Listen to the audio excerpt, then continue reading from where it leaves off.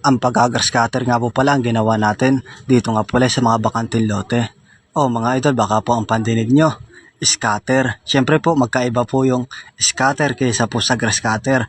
Ang pag-i-scatter nga po pala ang gamit nila ay yung cellphone para po sila kumita. Kami naman po mga idol, ang ginagamit namin para kumita ito pong grass cutter.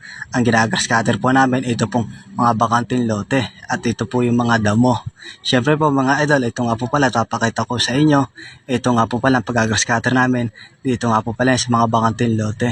Ito nga po pala mga idol, at kung wala po kayong ginagawa ay panoodin nyo naman po ang aking video.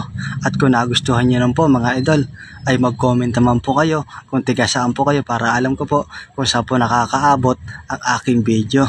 Ayan nga po pala mga idol, yung bakanting loting yan, ayan nga po pala pinagtulungan na po namin para nga po medyo mabilis nga po pala sa pag-grass cutter na yan. Yan nga po pala mga idol, yung bakanting loting yan ay dyan nga po pala yan sa may phase 2. Bale, perimeter na po mga idol. Yan nga po pala mga idol, at isang lote na po. Isang lote lang po yan, kaya po medyo mabilis na pag-grass cutter na ating ginawa. Kaya ito po mga idol, yung kabuuan natin ginawa na malinis na po siya para nga po pala tayo makalipat doon po sa mga pangating lote na iba pa po. Kaya hanggang dito na po mga idol, at maraming salamat po sa inyong mga nanood.